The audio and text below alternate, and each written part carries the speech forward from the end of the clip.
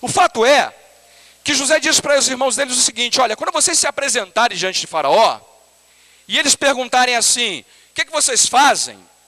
Não esconda de Faraó que vocês são pastores de rebanho. Diga para ele a verdade. E José usa uma lógica que não é a lógica que a gente usa normalmente. Se isso criaria problemas na relação do povo de Deus com os egípcios, por que José está falando a verdade?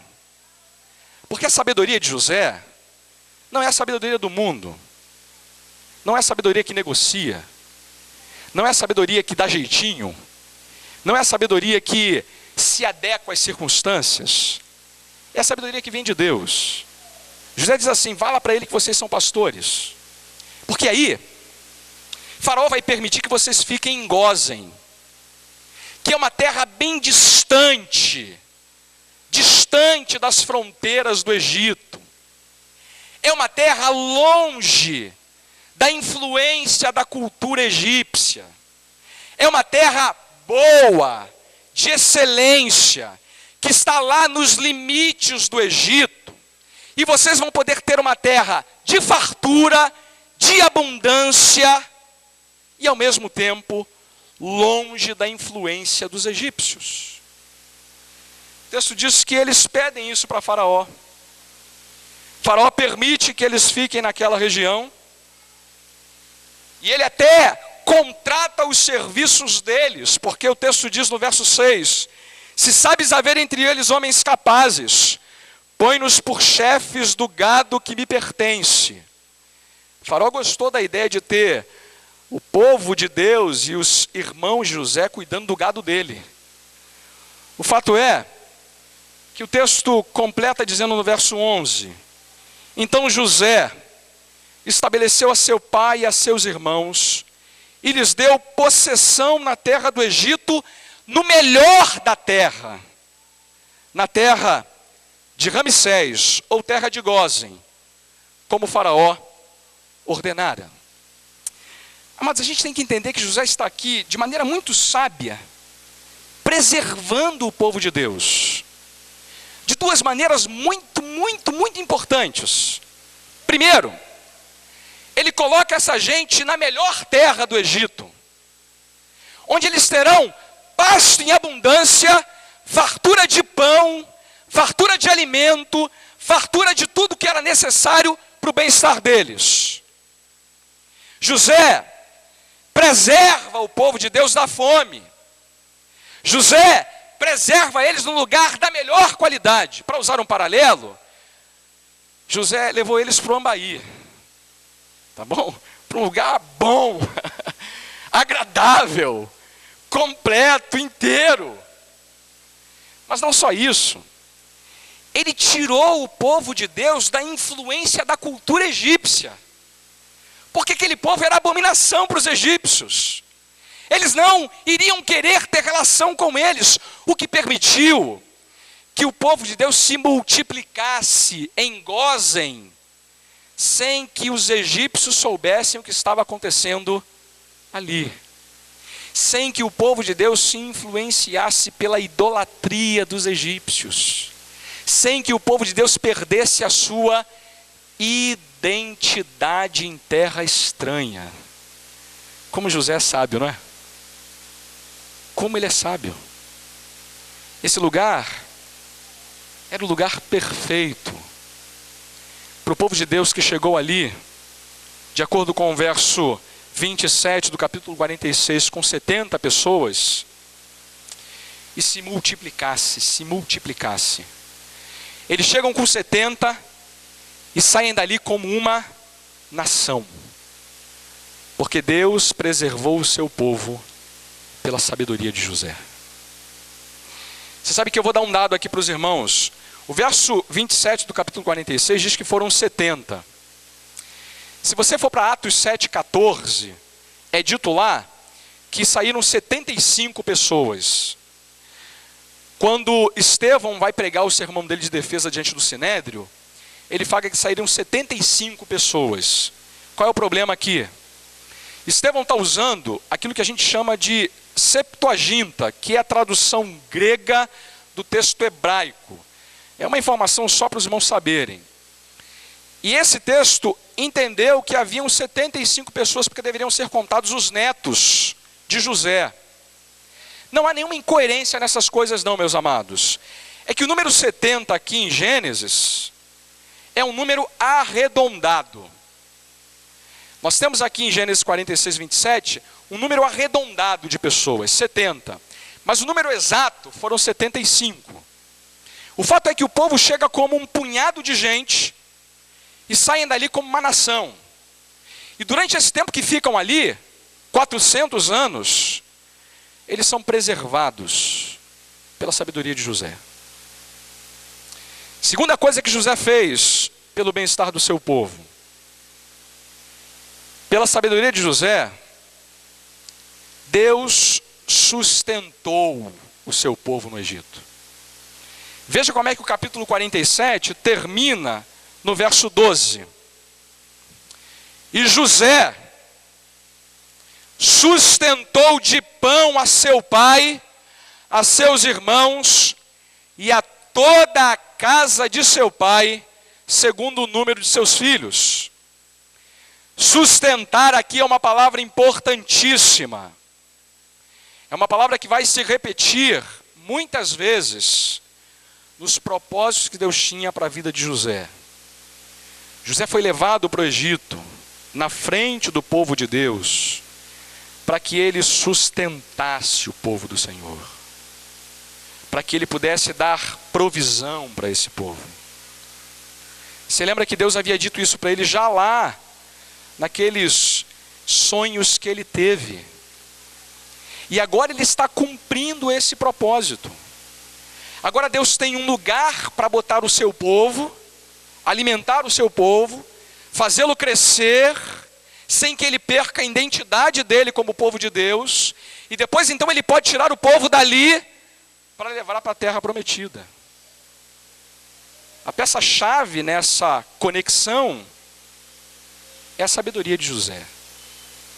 E José foi um homem tão abençoado por Deus, que ele não só sustentou o povo dele, ele sustentou também os egípcios e os cananeus que procuravam um egípcio buscando pão.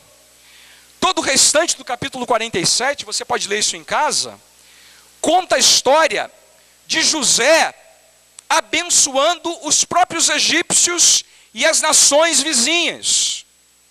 Você lembra que agora há uma fome severa naquela região.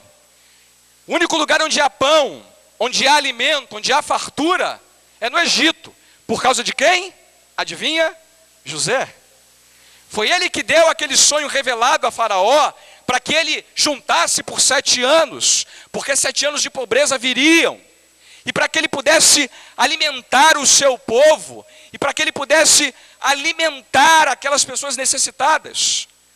Agora José é o provedor, ele é o homem que tem a responsabilidade de abençoar essas nações. José passa então a realizar esse propósito não apenas pelo seu povo. E a história, amados, diz que José usa 3 estratégias muito interessantes, eu vou só citá-las aqui. Primeiro, é que o povo comprava pão. Comprava pão. O texto diz no verso 13, que o povo de Canaã, o povo do Egito, ia até José com dinheiro para comprar pão. E tem uma coisa muito interessante aí, amados. José arrecadava todo o dinheiro na terra do Egito e na terra de Canaã, recolhia esse dinheiro e levava para a casa de Faraó. José foi moldado por Deus para entender que o dinheiro é um excelente servo, mas um péssimo senhor. Ele pode agora circular nessa dinheirama toda sem se deixar corromper. Ele agora administra os interesses de Faraó, de maneira a não se deixar envolver pecaminosamente por esses interesses. A gente precisa de alguns Josés no Congresso Nacional, hein? Precisa de alguns Josés na Igreja de Cristo. Precisa de alguns Josés para fazerem esse mundo entender o que é ser servo. Mas há uma outra estratégia. Depois que o dinheiro acabava, o povo começou a dar o seu gado. Nós não temos o que comer, mas temos animais. Pode ser que trocando a gente consiga alguma comida? Pode, traz os animais. E aí eles trocavam comida por animais, por gado, por ovelhas. Depois então de ter acabado as ovelhas e o gado, o último estágio era: não temos mais nada, apenas a nossa terra. Podemos abrir mão da nossa terra? Pode. Toda a terra do Egito vai pertencer agora a Faraó. E se a terra não for bastante, vocês se transformarão em escravos do Egito, de Faraó. Havia um conjunto de estágios. Primeiro o dinheiro, depois o gado, depois a terra e a própria vida. Isso não é, amados, uma escravidão que promovia o mal do povo. Mas era a maneira que José tinha de manter os interesses de Faraó em primeiro plano, mas ao mesmo tempo abençoar aquelas pessoas. O texto chega a dizer o que é que essas pessoas diziam acerca de José. Olha o verso 25. Responderam eles: a vida nos tem dado, achemos mercê perante meu Senhor e seremos escravos de Faraó. Faraó agora é dono de todas as terras do Egito. Faraó agora é dono de todo o gado do Egito. Faraó agora tem todo o dinheiro do Egito. José não deixou de ter em primazia os interesses de Faraó. Mas José estava fazendo uma outra coisa que era muito mais importante. Estava preservando a vida daquelas pessoas. Amados, é surpreendente. Porque José fora vendido pelos seus irmãos. Fora maltratado no Egito. Fora acusado injustamente por um servo de Faraó. Ele ficara na masmorra, abandonado, esquecido. E agora esse homem está numa posição de destaque, de poder. Mas ele não deixa que a amargura, o ódio, o revanchismo, o pagar o mal com o mal, seja a tônica da sua vida. Agora José cumpre os propósitos de Deus, protegendo o seu povo e provendo alimento para toda aquela gente. Você sabe que tem um salmo na Bíblia que a gente não sabe disso em geral. O Salmo da Árvore. Você conhece o Salmo da Árvore? Salmo 1, que fala que o homem que teme a Deus é como uma árvore plantada junto a ribeiros de águas, cujas folhas não caem, não secam, e ele sempre dá o seu fruto no tempo determinado. Tudo que esse homem faz, prospera. Você sabe que esse salmo, ao que tudo indica, fora inspirado na vida de José. Esse homem do Salmo 1 está representado em José. É sobre ele que esse salmo está falando. É para ele que ele aponta. Eu confesso aos amados que eu estou muito inspirado por José. E quero que ele também inspire as nossas vidas essa noite. E quero terminar meu sermão fazendo 3 aplicações de tudo isso para nós. Primeiro, José exemplifica o que nós devemos ser como servos de Deus.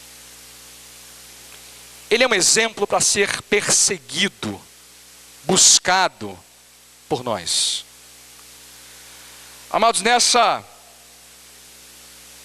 aldeia global em que a gente vive, nesse mundo apressado, nesse mundo onde ninguém tem mais tempo para ninguém, onde todo mundo está só interessado nos seus próprios interesses e nada mais, onde egoísmo é lugar comum, onde individualismo é a palavra da moda, onde é cada um por si e Deus por ninguém, nós somos chamados para sermos servos de Deus. Para, como José, não nos cansarmos de fazer o bem, principalmente aos domésticos da fé. Deus nos chamou, amados, para sermos um povo zeloso de boas obras. Não me fale do seu evangelho se ele não produz no seu coração compaixão pelo próximo. Não me fale que você ama a Deus se você não ama teu irmão que você vê. Não me fale do seu comportamento como crente se ele não aponta na direção de José. Esse é um homem que faz o bem com um coração cheio de graça, de ternura, de amor e de paz. De um homem que sabe que fora colocado no mundo para cumprir propósitos, entre eles, amar o seu semelhante. Entre eles, promover a glória de Deus fazendo o bem. É isso que o Evangelho espera produzir em nossa vida, amado. Pela graça sois salvos por meio da fé. Isso não vem de vós, é dom de Deus. Não vem das obras para que ninguém se glorie. Pois porque somos feitura dele, criados em Cristo Jesus para a prática de boas obras. José exemplifica isso. Chama a nossa atenção para a importância disso. Mesmo sendo abandonado, maltratado, odiado, ridicularizado, José não paga o mal com o mal.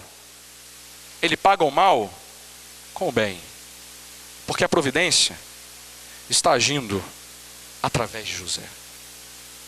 Então, amado, José exemplifica. Segundo, José nos encoraja. Nos encoraja. Eu e você não passaremos por uma situação tão difícil quanto a dele.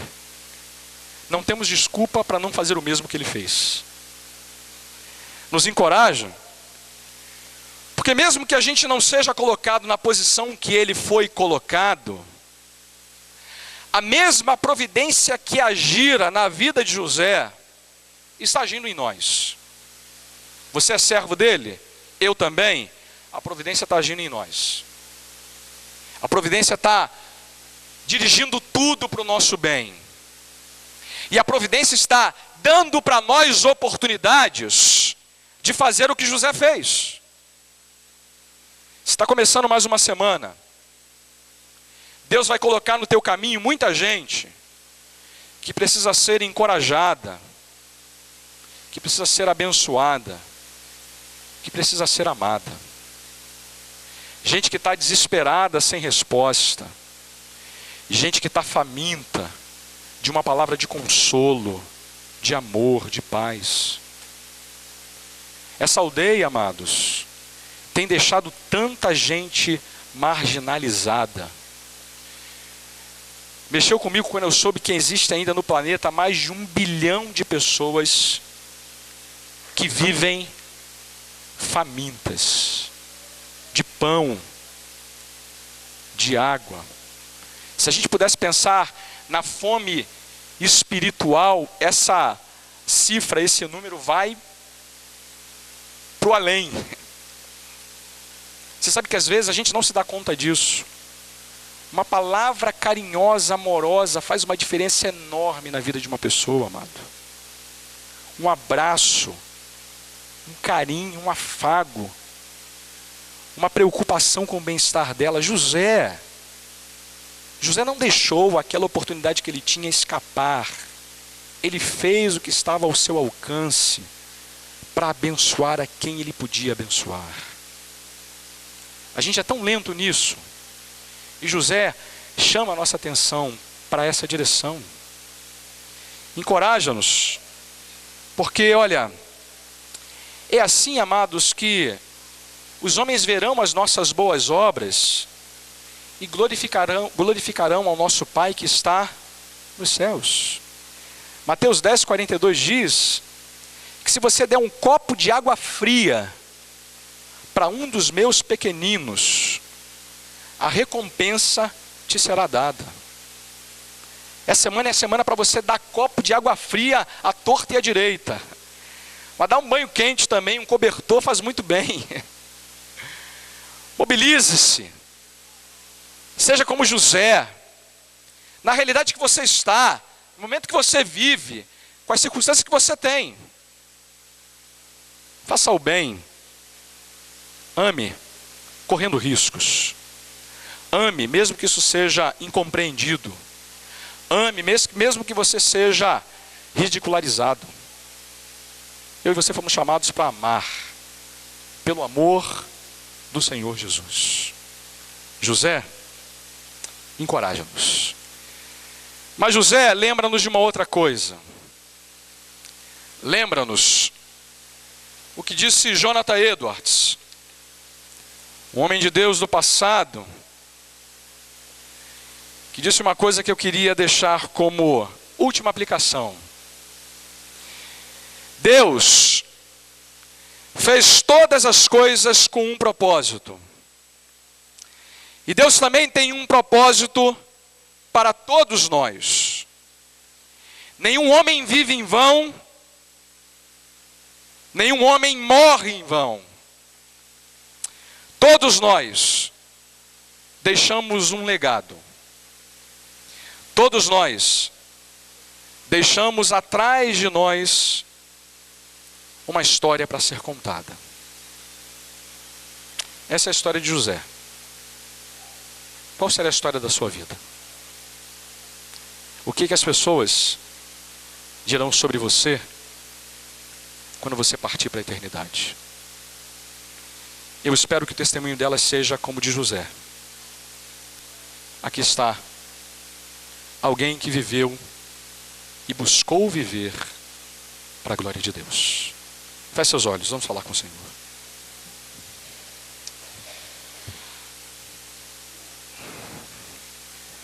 Perdoa-nos, Senhor. Perdoa-nos se temos deixado escapar oportunidades, momentos, circunstâncias em que a Tua providência nos tem dado o privilégio de servir-te.